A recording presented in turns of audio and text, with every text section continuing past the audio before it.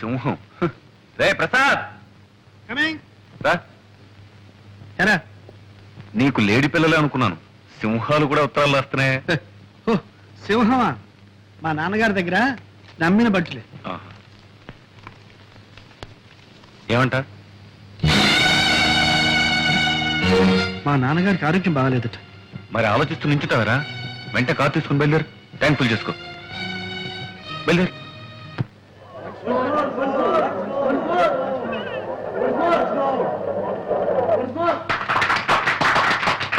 బాబు సంతోషం ఎక్కువైందంటే నా ఇప్పే దొరికిందా? బాబు ఈ రోజుల్లో ఉత్తరాలు రాస్తే చేరుతాయా? రమ్మని రాశాను వెంటనే వచ్చేసా. బాబు బాగున్నావా? మీ ఆరోగ్యం ఎట్లా ఉంది నాన్న? వయస్సుతో పాటు క్షీణించేదే గాని పెరిగేది కాదు కదా. అది సరేగాని నువ్వు నాటకాలు వేస్తున్నావట, నటుడిగా మంచి పేరు తెచ్చుకున్నావట. మహానటుడు మాధవయ్య గారు కొడుకు నటుడు కావడం పెద్ద గొప్ప. ఒరే ప్రసాద్, నీ నాటకాలని నువ్వే రాసుకుంటున్నావట. అందుకు నేను చాలా గర్విస్తున్నా. నటులదే ఉందిరా, నాటకాలు రాసిన కవులు, వాళ్ళు సృష్టించిన పాత్రలు అవేరా శాశ్వతం. నటులు వస్తారు పోతారు. కాదేం మాట నాన్న. కవులు ఎంత గొప్ప పాత్రలు సృష్టించినా వాటికి జీవం పోసిన మహానటులు ఎంతమంది లేరు. ఉదాహరణకు బళ్ళారి రాఘవ, స్థానం, మాధవ పెద్ద. అది నిజమే నాయన. ఆ పాత్రలకు అమరత్వం కల్పించి శాశ్వతం చేసి ఆ నటులు కాలగర్భంలో కలిసిపోయారు. దేశం వాళ్ళను మర్చిపోయింది. అందాక ఎందుకురా, నా సంగతి చూడు. నేను నాటకాలు ఆడే రోజుల్లో మాధవయ్య నాటకం అంటే టిక్కెట్టే దొరికేది కాదు. జనం గిటగిటగిటగిట్లాడిపోయేవాడు. మాట మాటకు చప్పట్లు, పద్యం పద్యానికి వంశమోర్లు, అడుగడుగున హర్షాతిరే కాదు. ఎన్ని సన్మానాలు, ఎన్ని బిరుదులు, ఎన్ని బహుమతులు రా.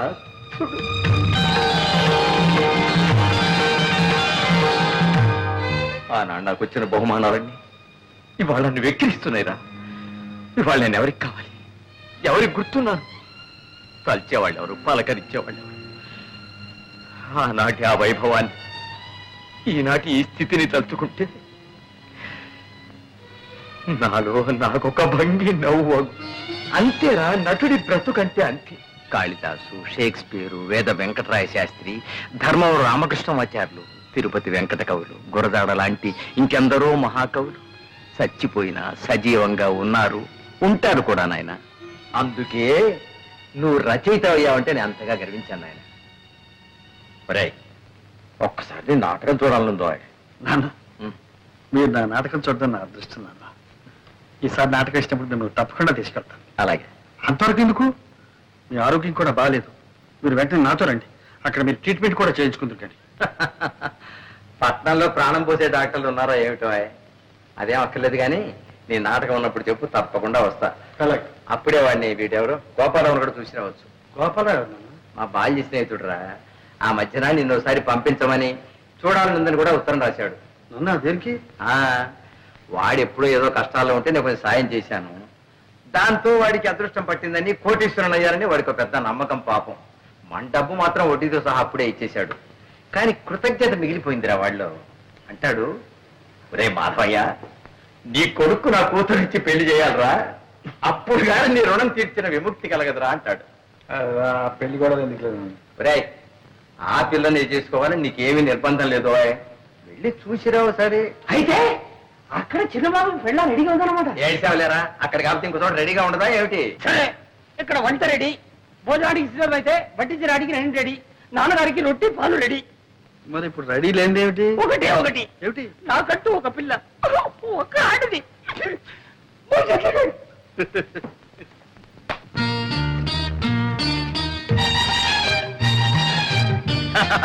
రండి బాబు రండి. తమను చాలా కాలం అయింది. చిన్నమ్మగారిని పిలవమంటారా? చిన్నమ్మగారు వద్దు కానీ మీ అయ్యగారు గోపాలరావు గారు ఉన్నారా? ఉన్నారు బాబు. ఇది తీసుకెళ్ళి ఆయనకి. ఏడు బాబు, మొన్న ఏమో చిన్నమ్మగారికి ఇవ్వమన్నారు, ఇప్పుడు పెద్దయ్య గారికి ఇవ్వమంటున్నారు, రేపు పెద్దమ్మగారికి కూడా ఇవ్వమంటారు ఏంటి? చిచి, నీ అధిక ప్రసంగం నువ్వు తీసుకెళ్ళి. బాబు మరి మన మర్యాద మర్యాద బాగా అలవాటు పడిపోయావు. ఏ చేయమంటారు బాబు? బాబు మీరు వరండాలో కూకండి, నేను అయ్యగారితో చెప్పేస్తాను.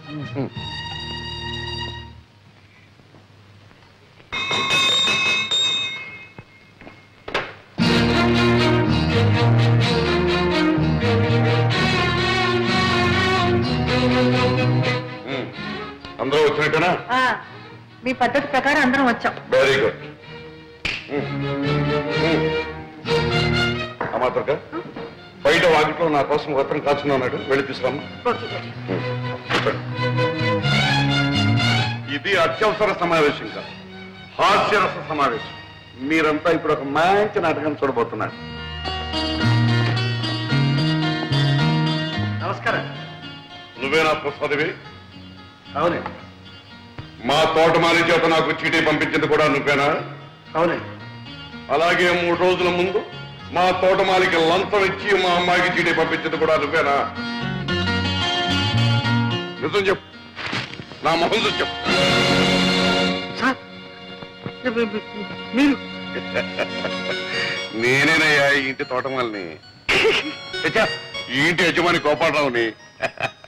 ఇప్పటికైనా అర్థమైందా? ఏమయ్యా, మా అమ్మాయికి లవ్ లెటర్ తెస్తావా? లవ్ లెటర్ నీకెన్ని గుండెలు? అదే లేదు మమ్మీ, సరళ పిక్నిక్ రమ్మని రాసిన ఉత్తరం. అదే ఇతరులకు తేవాలి. యాండి ఉత్తరం ముక్క తెచ్చిచ్చేందుకే కొత్త ఉడికిపోతున్నారే. ఇంత మునుపు మీ అమ్మాయికి నాకు జరిగిన ఏమిటా కూతురు? నువ్వు బాబు ప్రసాద్, అసలు ఏం జరిగిందో చెప్పు, ధైర్యంగా చెప్పు. మీ డొక్కు కారు దిక్కు మొక్కు లేని చోట దెయ్యాలు తిరిగే చోట ఆగిపోతే మీ ముద్దుల కూతురు ఏడు ముఖం పెట్టుకుని వర్షంలో తడిసి ముద్దయి గడగడగడ ఒడికిపోతుంటే అయ్యో పాపమని నా సైకిల్ మీద తీసుకొచ్చి ఇక్కడ దింపారు. నాన్నగారు, ఇంతకన్నా పెద్ద చరిత్ర ఉందండి ఈ ప్రసాద్కి. ఈయన గొప్ప స్టేజ్ ఆర్టిస్ట్, నవ్వుల నట సామ్రాట్, హాస్యరస చక్రవర్తి అనే బిరుదులు కూడా ఉన్నాయండి. అవును మావయ్య గారు, నేను ఈయన నాటకం చూశాను. అత్తయ్య గారు, మీరు ఒకసారి ఈయన నాటకం చూశారంటే రోజుకు 3 సార్లు నవ్వుకుంటారు. అబ్బాయి, నువ్వు ఆర్టిస్టు కనుక నిన్ను క్షమిస్తున్నాను. ఇప్పుడు చెప్పు, నన్ను చూడాలని ఎందుకు వచ్చావు? నా నాన్నగారు మిమ్మల్ని ఒకసారి చూడమంటే వచ్చా. ఎవరు మీ నాన్న? రంగమార్తాడు మాధవయ్య గారు. మాధవి కొడుకు అభినవ దుర్యోధనుడని, అపర హరిశ్చంద్రుడని ఒకప్పుడు ఆంధ్ర నాటక రంగాన్ని వృతులగించిన మా మాధవి కొడుకు. ఏమండి, మీరు మాటలు చెప్పడం చూస్తే మీరు ఎప్పుడైనా నాటకాల్లో వేశారా? ఆయన ఏడ్చారు కానీ ఆయన ఎక్కడా నేను ఎక్కడ. ఆయన కొడుకు నువ్వు చెప్పాను. Very good, very good. ఎవరో మాధవి కొడుకు అని చెప్పానే అబ్బాయి ఇతను.